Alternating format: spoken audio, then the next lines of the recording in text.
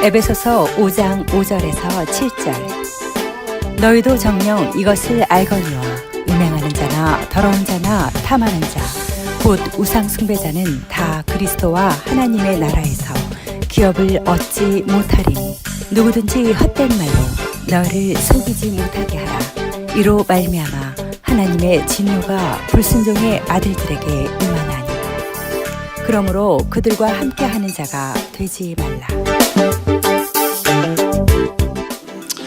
여러분, 지난주에 이렇게 참 가정의 달인데 총기 사고가 있어가지고 너무 가슴이 아팠어요. 또 고등학교에 우리 아이들이 죽음을 당하고 공포에 질리고 하는 그런 일들이 있어가지고 도대체 이 땅에 언제 평화가 오려나, 언제 안심하고 우리 아이들을 학교에 보낼 수 있나. 이 세상에 사는 것 자체가 두렵지 않으세요, 여러분? 언제 어떻게 무슨 일이 날지 모르는 공포, 두려움 속에 우리가 살고 있는데, 이런 부분에서 참 근본적인 문제를 과연 해결할 수 있을까? 미국에서 우리가 사는데요, 제일 세상에서 안전하다고 하는 곳에 살잖아요. 뭐 여행 많이 해보신 분들은 미국 같은 데가 없다 그렇게 얘기하시잖아요. 근데 뭐 미국에도 안전한 데가 과연 있을까요? 이 조그만 이쁜 쥐가 한 마리 있었는데요, 이 쥐가 너무나 이뻐요. 그래서 자기들끼리 이렇게 사는 건 너무 문제가 없었는데, 이 쥐가 고양이를 딱 만나면 본능적으로 막 두려움이 생기는 거예요. 그래서 그동안 참 평안했는데 고양이라고 하는 존재가 너무 무서운 거예요. 그래서 이 두려움을 극복하기 위해서는 한 가지 방법밖에 없는 거예요. 그래서 고양이가 되기를 원했어요. 그래서 뭐 웃기는 얘기지만 뭐 마술사한테 둔갑술을 써가지고 고양이가 돼버렸어요. 근데 이 고양이가 딱 되고 보니까 두려움이 없을 줄 알았는데 세상에 또 천적 관계가 있다네. 개와 고양이 관계가 있어서 이 개만 나타나면 막 머리털이 막 쓰면서 막 두려운 거예요. 그래서 이 세상에 쥐일 때는 개가 짖어도 뭐 개가 짖는가 보다 이랬는데, 아니 고양이가 되니까 개 짖는 소리에 그냥 막 놀래는 거예요. 그래서 야, 이거 참 큰일 났구나. 그래서 이 고양이가 다시 큰 개가 되기를 원해가지고 개가 되어가지고, 아니 근데 만물의 맹수의 왕이라고 하는 이 사자, 호랑이 이런 것들이 또 있는 거예요. 그래서 호랑이, 사자 이런 것들한테 두려움이 생기니까 이 개가 호랑이, 사자가 되면 좋겠다 싶어서 또 호랑이, 사자로 둔갑을 했네요. 그랬더니 총을 든 포수가 이 호랑이와 사자를 잡으려고 있는 거예요. 그래서 사람이 돼야 되겠다고, 사람이 됐어요. 사람이 됐는데 사람만 가지고는 불안한 거예요. 총이 있어야 돼. 항상 총을 들고 다녀야 돼. 총이 있으면 두렵지 않아요. 아니 세상에 쥐 새끼에서부터 시작해가지고 이 사람까지 됐는데 사람도 여전히 두려움이 있어가지고 총만 늘 있어야 돼. 총이 없으면 또 두려워. 총 없는 이 사람이 너무너무 두려워하는 거예요. 근데 사람이 또 두려워하는 건 뭐냐면 이 총이 자기를 지켜주는 게 아니라 총이 언제 자기를 쏠지 모른다는 거예요. 갑자기 학교에서 막 총기 사고가 나고 말이죠. 학교에서 총을 선생님들한테 다 맡겨놓는 법안을 만약에 통과시켰다 그래 보세요. 그러면 그 선생님들이 그 총을 가지고 우리를 보호해 줄 줄 알았는데 그 선생님 중에서도 조금 이상한 사람이 갑자기 돌아가가지고 말이죠. 이 고양이한테 생선을 맡겨놓은 걸로 그 총 가지고 또 학생들을 그대로 또 해보면 어떡하겠어요. 불안한 거예요. 세상에 어떤 그 부부가 배운 사람들인데요, 세상에 이 아내가 남편을 무시했다고 무슨 중요한 결정을 내릴 때 남편한테 상의 안 하고 지 마음대로 한다고, 그래 뭐 총을 쐈대잖아요. 그 액면 그대로 뭐 우리가 그 기사를 봐서 잘 알 수는 없겠지만 뒤에 무슨 얘기가 있는지 모르겠지만 일단은 그게 중요한 이유가 됐다는 거 아닙니까? 아니 그러니까 이 총이 우리를 보호해 줄 알았는데 총이 언제 또 나를 쏠지 모르는 거예요. 배우자가 갑자기 무시했다고 쏘면 어떡해요? 안 죽을 방법이 없지. 그러니까 총이 무서워 또. 여러분, 이런 환경 속에 우리가 살고 있는 거예요. 아니 무서워가지고 쥐가 고양이 되고 뭐 호랑이, 사자 되고 사람까지 되고 했는데 총이 있어도 불안, 총이 없어도 불안. 여러분, 이 땅에 제가 무슨 얘기하는 거죠?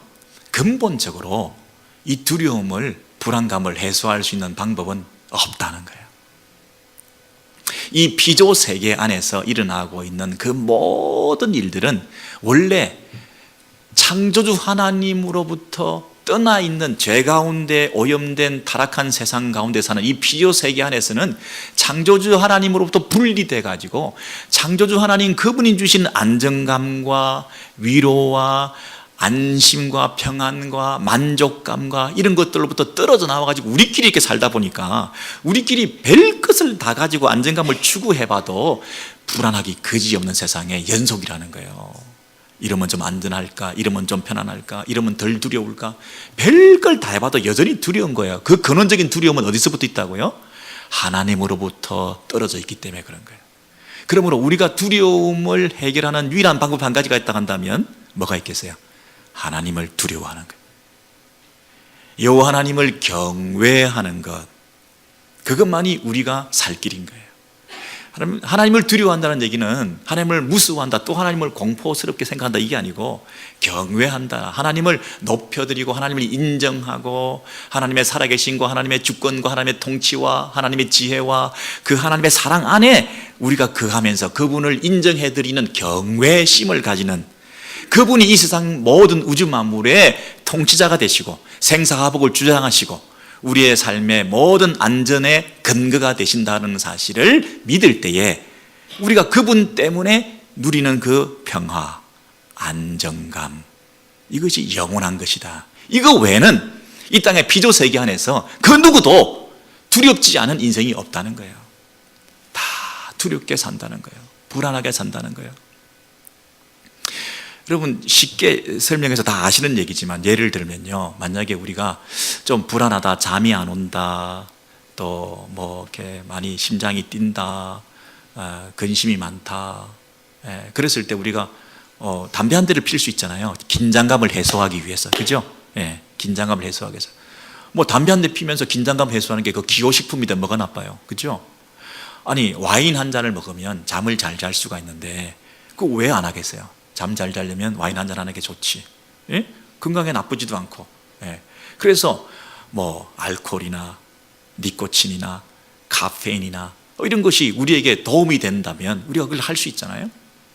근데 그런 것들로 인해서 내가 안정감을 찾으려고 시도를 했는데 점점 홀짝 뻐끔뻐끔 하다 보니까 이게 어느 날 중독이 돼버리는 거예요.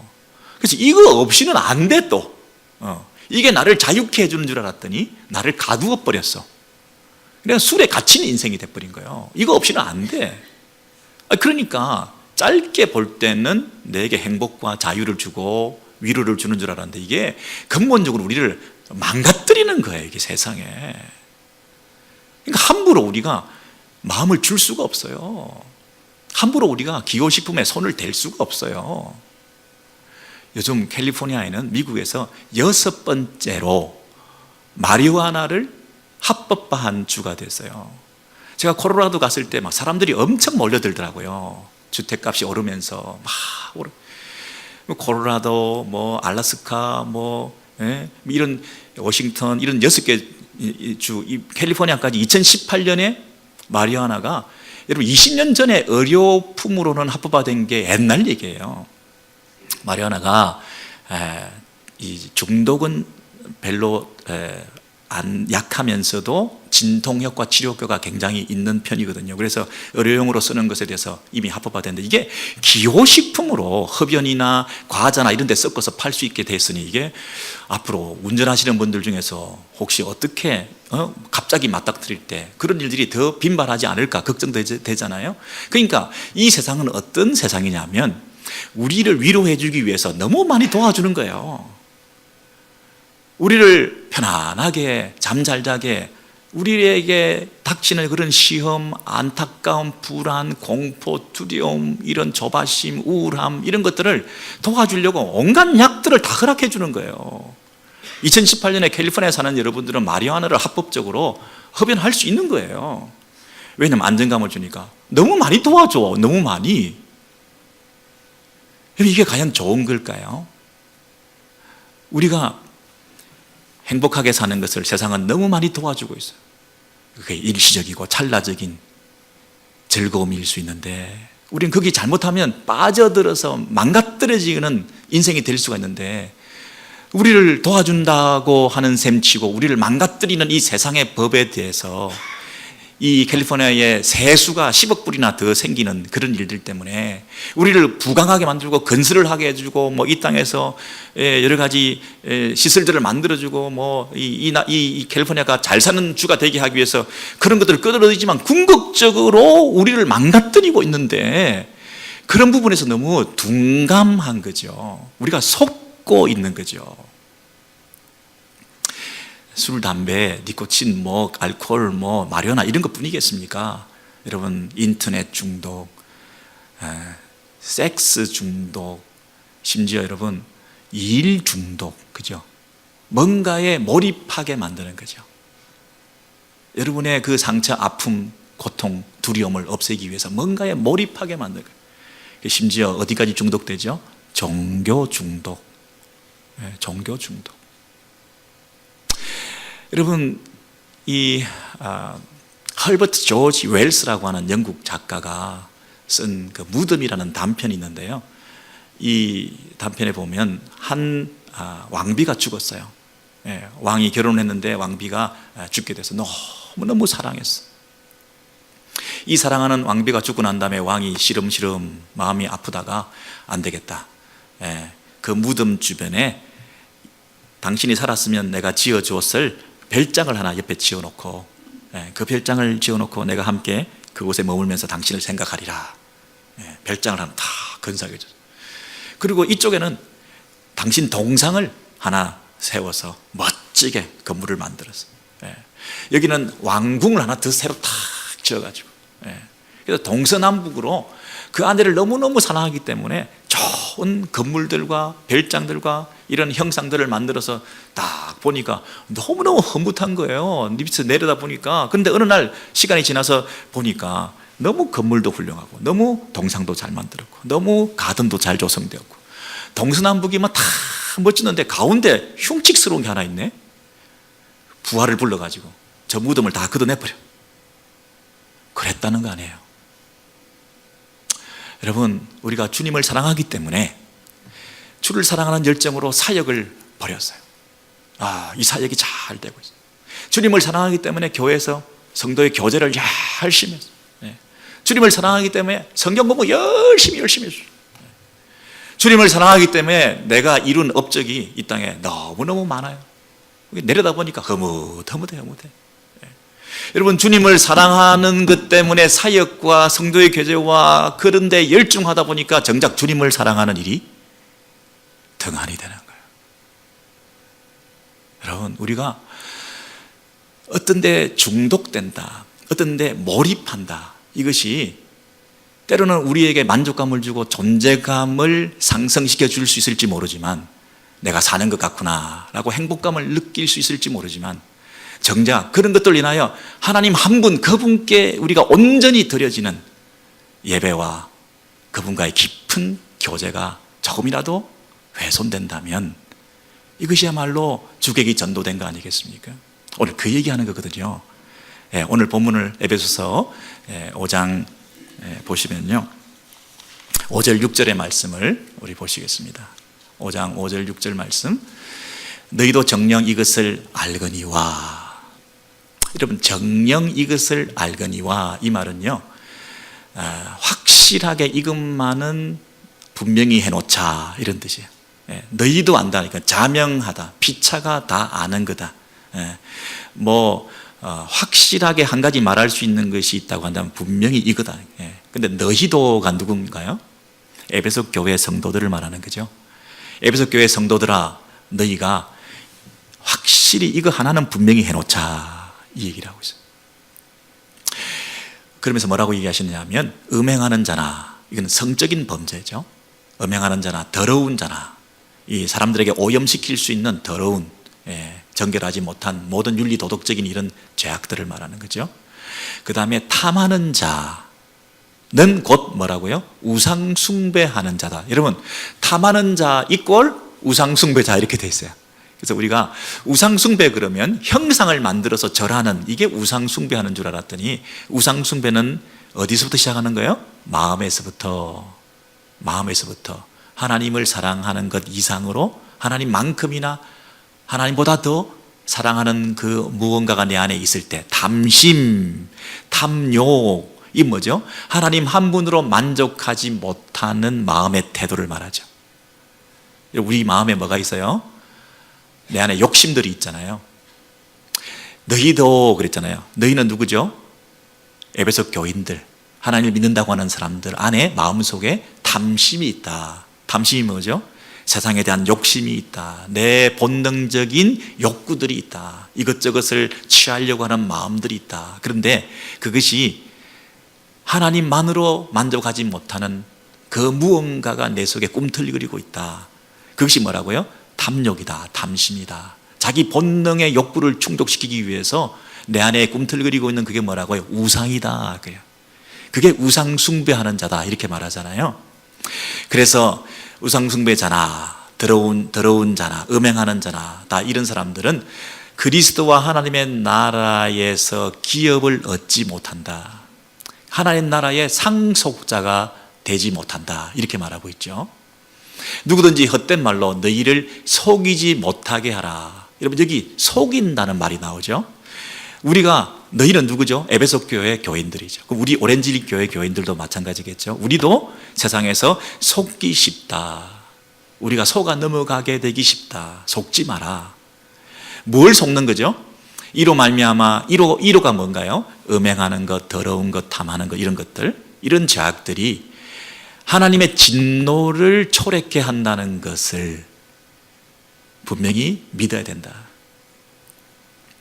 여러분 하나님의 진노 그러면 좀 거부감이 생기시죠? 요즘 하나님의 진노가 뭐냐?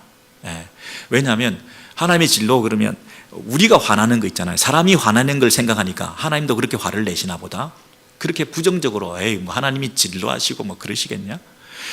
여러분 우리 사람이 진노하면 어떻게 되죠? 하나님이 분노하면 어떻게 되죠? 볼상사나워지잖아요. 아이고 정말 완전히 이미지 다꾸기잖아요. 그죠? 그래서 보기 싫은 그 모습을 다 보는 것이 우리가 화냈을 때 그런 모습 아니겠어요? 근데 그 모습을 하나님도 보이신다? 아닐 거야. 하나님은 그런 분이 아니신데? 라고 생각하기 쉽죠. 근데 하나님은 분명히 진노하신다. 이렇게 말씀하셨어요. 많은 사람들은 강대상에서 또 전형적인 수법으로 우리를 강압하고 겁주고 이래가지고 하나님 진노하신다 그래가지고 전형적으로 그렇게 사람들을 힘들게 만드는 그런 하나님의 진노 이런 거 가지고 우리를 막 이렇게 흔들하게 만드는 그런 메시지구나 이렇게 생각할까 싶잖아요. 그런데 안 그렇다는 얘기죠. 하나님의 진노가 분명히 있다 이렇게 말하거든요. 여러분 하나님의 진노가 뭐겠어요? 죄에 대해서 초질간 그분이 가지신 태도가 하나님의 진노예요. 하나님이 아무렇게나 화를 내고 적극적으로 감정적으로 막 그렇게 화를 내시는 분이 아니고 하나님의 진노는 뭐에 대해서? 죄에 대해서. 죄에 대해서 그분이 가지신 일관된 태도가 뭐예요? 하나님의 진노예요. 구약이나 신약이나 그 어느 시대든지 동일하게 그분께서는 하나님의 진노를 죄에 대해서 표현하시는 그분의 모습이에요. 모든 사람들에게 예외 없이 한 사람에게도 예외 없이 여러분 구약이나 신약이나 그 어느 시대나 막론하고 죄에 대해서 가지신 하나님의 일관된 태도가 뭐라고요? 진노라고요. 모든 사람에게 다 동일하게. 심지어 누구에게? 하나님의 아들에게. 하나님의 아들에 대해서도 그 죄에 대해서 진노하시는 하나님의 일관된 태도는 그 죄를 벌하시고 형벌받을 자를 결단코 면제하지 아니하시고 그 죄가 너를 찾아낼 것이라고 시간의 문제이지 반드시 너의 그 죄를 찾아낼 것이라고 찾아낸다는 것은 드러난다는 얘기인데 너의 죄는 드러나게 될 것이라고 그 죄에 대해서 일관되게 추적해 가시는 그 하나님의 태도 반드시 벌하시고야 마는 하나님의 태도 그 죄에 대해서는 당신의 아들까지도 저주를 쏟아 부으시면서 그 죄를 처리하시고야 마시는 변함없으신 그 죄에 대한 일관된 태도 그게 하나님의 진노라는 거예요. 그러면 하나님의 진노가 없는 게 아니에요. 있다니까요. 근데 세상 사람들은 속고 있어요. 죄가 아니라고 얘기하는 거예요. 우리가 지은 죄에 대해서 죄가 가진 기만성이 뭐냐면 죄가 아니라고 하는 세상에 살고 있다는 거예요. 이게 고전적인 사탄의 수법이에요. 아담과 하와가 범죄했을 때 처음부터 사탄은 속이는 자라. 그것을 먹으면 네가 하나님과 같이 된다. 네게 참 행복과 두려움이 없이 이 땅에 살 수 있는 선과 악을 아는 지혜를 가지게 되고 사람답게 살 수 있는 유일한 길이 있는 거다. 죄가 아니다. 정당한 거다. 하나님이 너희를 속이고 있는 거야. 하나님이 뭔가 감추고 있는 거야. 그러니 네가 네 것을 찾아. 여러분, 죄가 아니야. 정당한 거야. 이렇게 사상 사람들은 지금도 우리를 속이고 있는 거예요.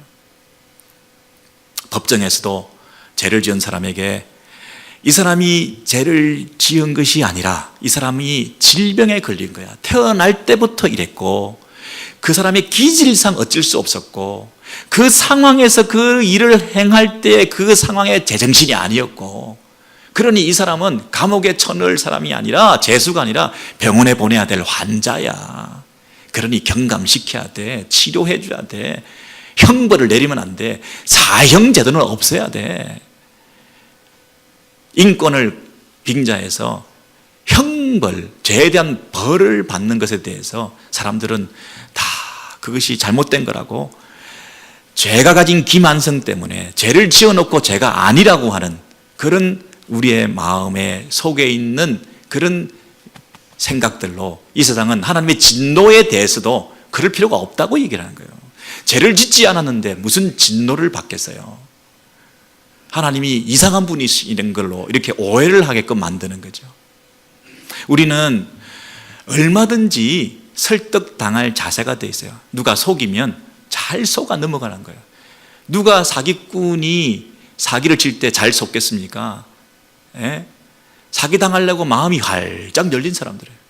뭔가 내 욕심이 있고 탐욕이 있는 사람들은 하나님에 대한 대체물을 갖다 줄 때 이게 하나님이구나, 이게 만족이구나, 이게 기쁨이구나 덥석 무는 거죠. 모조품 하나님을 갖다 주는데 이게 술이 됐든 이게 담배가 됐든 마리화나가 됐든 이게 섹스가 됐든 이게 물질이 되었든 이게 인터넷이 되었든 그 어떤 것이라도 나에게 조그마한 만족과 쾌감과 즐거움을 주고 위로거리가 된다고 하면 그것에 내 마음을 다 쏟아 부을 수 있는 준비가 돼 있는 거죠. 하나님을 버리고 우리가 우상숭배할 마음이 내 안에 탐욕이라는 게 가득하기 때문에 하나님 외에 다른 것으로 내 안에 채워달라고 하는 그 기쁨에 대한 욕구가 있기 때문에 나도 사람처럼 살고 싶고 나도 행복하게 살고 싶고 하는 이 마음이 있기 때문에 우리가 거룩한 백성으로 부름받은 거룩의 목표를 두지 않고 행복하게 살기 위해서 행복 추구권을 가진 인권을 가진 존재라는 사실 때문에 내 행복 추구를 위해서 나는 뭐든지 다 할 수 있다고 생각하기 때문에 내가 속기 쉬운 거죠. 내 행복을 추구하기 위해서 죄를 지어놓고도 죄가 아니라고 얘기하고 싶은 거죠. 죄가 아니라는 그 말에 설득당하려고 마음을 활짝 준비하고 있으니까 죄가 아니야 라고 하면 오케이 아멘 하는 거죠. 그렇게 우리는 살고 있으니까 우리는 하나님의 진노에 대해서 그렇게 두려워하지 않아요.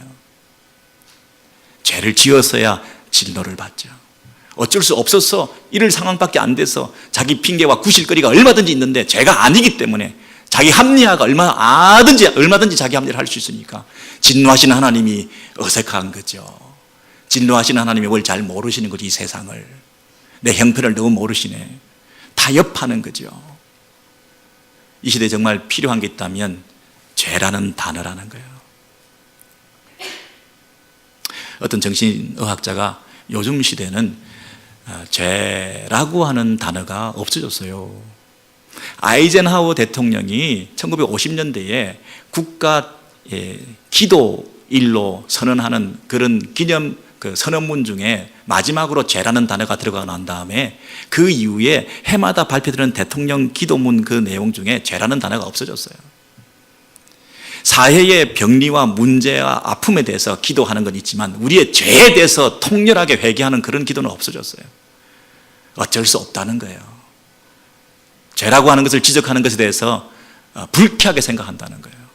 다른 사람의 문제는 지적하고 사회의 병리 현상에 대해서는 지적할지 모르지만 내 죄에 대해서는 말하지 말라는 거예요. 분명히 하자.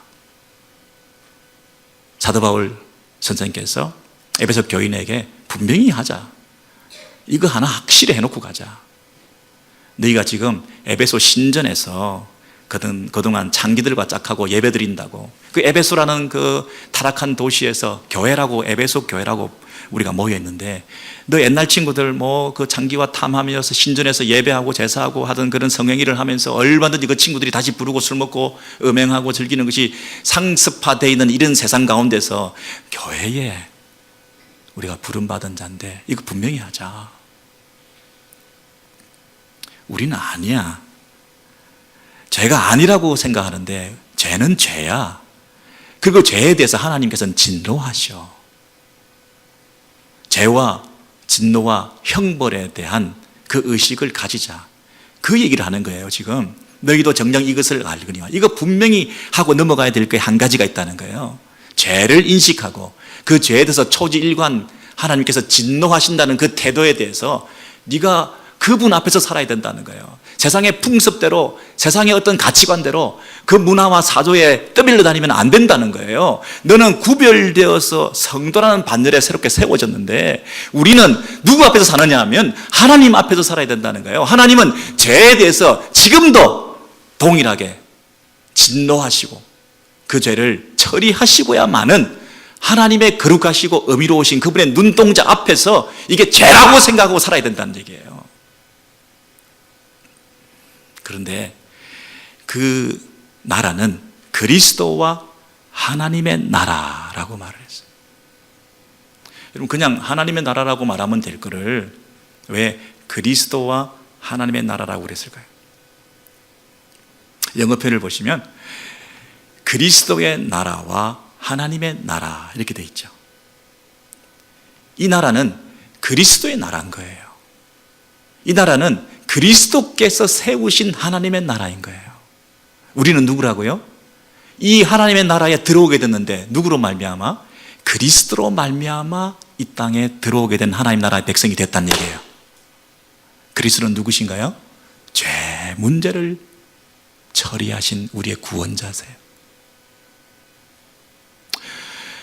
여러분, 예수께서 이 땅에 오셔서 윤리 도덕적인 차원에서 윤리 교사로서 일하시면서 이 세상을 계몽해가지고 이 세상을 변화시킬 수 있으셨으면 굳이 십자가에 죽으실 필요가 없으셨겠죠. 예수께서 이 땅에서 의사로서, 의원으로서 병자를 고쳐주시면서 귀신을 쫓아내시면서 이 세상에 평화를, 만족을, 행복을, 기쁨을 줄 수 있는 구원자셨다면 그분이 의사로 사시고 교사로 사시지 왜 그분이 십자가에 죽으시기까지 하셨나요? 우리의 근본적인 문제는 죄 문제라는 거예요. 십자가에 죽으셔서 우리의 죄값을 다 뒤집어 쓰시고 우리의 죄 문제를 해결해 주신 예수 그리스도를 믿는 하나님의 백성들이 이룬 이 교회 공동체가 그리스도의 나라, 하나님의 나라라는 거예요. 그러면 이 그리스도의 나라, 교회에 속해 있는 사람들은 죄 문제에 대해서 민감한 사람이 되어야 된다는 거예요. 죄를 처리해 주신 하나님의 아들이 죽으신 십자가를 우리가 바라보고 그것으로 말미암아 구원받은 하나님의 거룩한 무리들이 모여가지고 죄가 아니라고 사는데 속으면 안 된다는 거예요. 속지 말라. 죄를 처리해서 우리를 구원하시기 위해서 하나님의 아들이 죽으셨는데 그 그리스도의 나라에 속해 있는 하나님 나라의 백성들이 죄에 대해서 희미한 태도를 취하면 안 된다는 거예요. 이건 어쩔 수 없었어. 이건 어쩔 수 없었어. 뭐 다들 그러잖아. 이걸 요즘 죄라고 말하는 사람이 있나? 그렇게 말하지 말라는 거야. 이거 한 가지는 확실히 해놓자는 거예요. 이거 죄라는 거예요. 정녕 이것을 알거니와 음행하는 자, 더러운 자, 탐하는 자, 우상 숭배하는 자는 그리스도 하나님 나라의 기업을 얻지 못한다는 거예요. 하나님 나라의 상속자로 합당하지 않다는 거예요. 여러분, 그 5장 3절에서 그 흐름을 한번 보시겠어요? 5장 3절에서 4절 5절을 보시면 음행과 온갖 더러운 것과 탐욕은 너희 중에서 그 이름조차도 부르지 마라. 음행, 더러운 것, 탐욕은 너희 중에서 그 이름조차도 부르지 마라. 흉내도 내지 마라. 모양도 흉내내지 마라. 이는 성도에게 마땅한 반이라. 그 밑에 보시면요, 오히려 감사하는 말을 하라. 너희도 정녕 이것을 알거니와 음행하는 자나 더러운 자나 탐하는 자 우상숭배자는 다 그리스도 하나님 나라에 합당하지 않다. 그 기업을 얻기에 합당하지 않다. 그 위에 성도에게 마땅하지 않다. 하나님의 나라의 기업을 얻지 못한다. 이 병행으로 똑같은 말이잖아요. 여러분, 성도라고 하는 말은 거룩한 무리, 여러분 지난주에 말씀드렸지만 성물, 성구 이런 것들은 똑같은 먹고 마시는 음식 그릇인데 하나님 앞에 제사와 예배를 위해서 따로 떼어놓은 것이 성물이라고 그랬잖아요. 우리 성도들은 에베소 교회 신전에서 창기와 짝하는 그런 음행하는 자나 에베소 교회 안에 들어와 있는 자나 뭐가 똑같은 거죠. 먹고 마시고 사고 뭐 다 하는 거죠. 똑같은 인간인 거예요. 그런데 우리는 하나님의 은혜로 값주고 사신 거예요. 따로 떼어놓았다는 거예요. 성도라는 거예요. 구별되었다는 거예요. 하나님께 기쁨이 되는 새로운 삶을 살기 위해서 우리는 아무것도 아닌데 하나님의 은혜로 전적으로 어느 날 보니까 우리가 성도라는 이름을 가지고 있다는 거예요. 그러니 우리의 용도는 다른 거예요. 그리고 저쪽이 아니라니까요. 예수 그리스도께서 십자가에 죽으셨는데요, 죽으실 때 우리의 모든 죄를 그분께 전가시켜서 이제 우리의 죄가 해결되었을 뿐 아니라 그분의 하나님의 흠없는 어린 양이신 예수 그리스도 그분의 의가 우리에게 상호 전가가 되어서 우리가 의로운 하나님의 백성이 됐다는 거예요. 우리의 더러움이 죄가 그분에게 넘겨져서 그분이 다 담당해 주셨을 뿐 아니라 우리의 죄를 짊어지고 십자가에 죽으셨을 뿐 아니라 그분이 원래 흠없는 하나님의 죄 없는 하나님의 아들이신 그 의가 상호 교환 트랜스퍼가 되어서 그분의 의가 우리 같은 것에게 전가되어서 우리가 의로운 죄 없는 하나님의 백성이 그리스도 안에서 되었다는 거예요. 이게 우리가 모르게 일어난 하나님의 은혜의 구원의 역사라는 거죠. 우리는 어느 날 갑자기 깨어나서 보니까 예수 믿는 사람이 되었고 교회에 속하게 된 거예요. 나도 모르게 일어난 일을 보니까 하나님의 은혜로 우리를 구원하셔서 이 성도의 반열에 세워주신 거예요. 우리가 노력해서 된 것이 아니라 전적인 은혜로 우리를 이 자리에, 이 소속에, 이 신분에, 이 나라에 속하게 해주신 것이에요. 이걸 생각할 때 너희들은 그 세상에 짝하는 모습으로는 살 수 없는 존재들이라는 것을 한시도 잊지 말라는 거예요.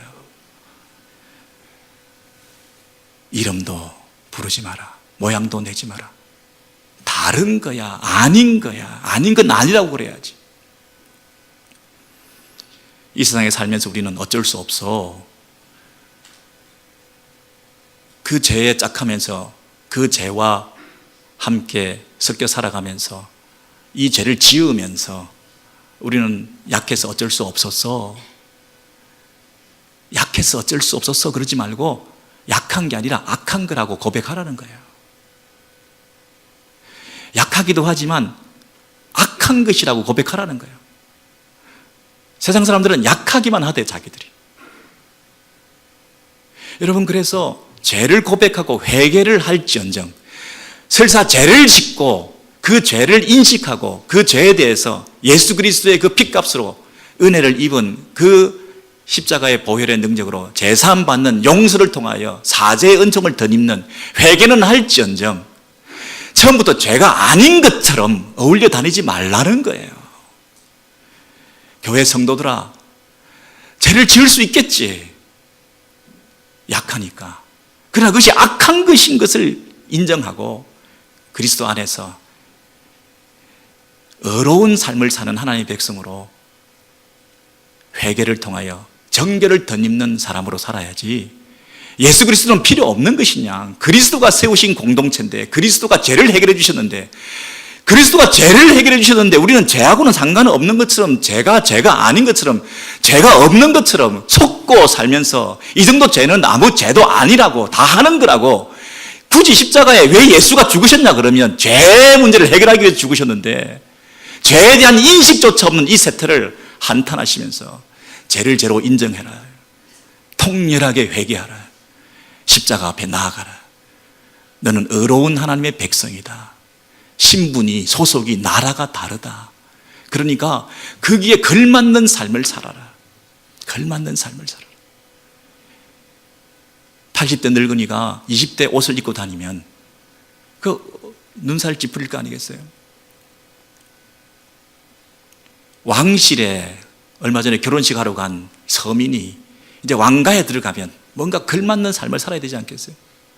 우리가 성도라는 거룩한 이 반열에 어느 날 나도 모르게 세워져 있는 이 신분에 대해서 소홀히 여기지 말라는 거예요. 하나님이 아들의 핏값으로 값을 지르고 네가 이 자리에 와 있다는 거예요. 핏값으로 값을 지르는 것은 네 죄에 대한 문제를 정리해 주신 거라는 거예요. 그러면 너는 죄에 대해서 민감해야 된다는 거예요. 죄가 아닌 것처럼 세상 사람들에게 속으면 안 된다는 거예요. 그러므로 이제 우리가 성도로서 산다고 한다면 이 죄에 대해서 흉내도 내지 말고 근처도 가지 말고 이것이 나에게 시험거리가 되지 않도록 깨어있는 그런 각성하는 하나님의 백성으로 사는 것이지, 여기저기에 마음과 눈과 시선을 두면서 그렇게 섞여서 세상 사람들을 살아가면 그건 아니지 않냐. 이거 하나는 분명히 하자. 죄는 죄다. 하나님의 진노가 있다. 하나님 앞에서 회개하고 정결하고 거룩하게 우리가 살아갈 때, 여러분 이 땅에서 저와 여러분이 살아가는 삶이 힘들고 어렵다 할지라도 건강의 문제, 죽음에 대한 두려움, 이 물질에 대한 어떤 아픔, 관계에 대한 힘듦, 환경과 상황에 대해서 여러 가지로 우리에게 지금 찾아와 있는 여러 가지 산적한 이런 문제들 앞에서 우리가 정말 힘들게 살아가지만, 그러나 우리의 소속을, 우리의 신분을 분명히 하게 되었을 때에 우리의 신앙 양심을 지키고 거룩하고 성결하게 살아가는 우리의 판단과 결정과 선택을 그때그때마다 하게 될 때에 하나님께서 성별하게 우리를 구별해서 성도로 세워주시고, 하나님께서 우리를 하나님의 나라의 상속자로 우리를 귀하게 보셔서 남은 우리의 인생 가운데에서도 우리의 삶을 축복하시고 인도하시고 책임져 주시는 그런 복된 인생으로 출발해야지, 세상에서 뭔가 하나님 대신해서 대체물을 찾아서 모조품, 위조품, 유사품 하나님을 찾아가지고 물건 하나 살려고 그러는데도 우리가 이게 유사품이 아닌가 잘 분별해 봐야 되는데, 우리의 구원과 우리의 인생과 우리의 영혼이 달린 이 문제에 있어서 하나님 아닌 것에 우리의 마음을 뺏겨가지고 하나님이 주시는 진정한 기쁨을 누리지 못하고 세상적 기쁨에 취해 살아간다고 한다면 그게 교회냐 성도냐, 이거 분명히 하나는 하자. 네가 갈 길을 분명히 정해라. 이렇게 말씀하시는 그 하나님의 부르심 앞에 우리가 반응하셔서 함께 손잡고 거룩한 공동체 오렌지힐 교회를 이루어 가시는 저와 여러분 되시기를 주의 이름으로 소원합니다.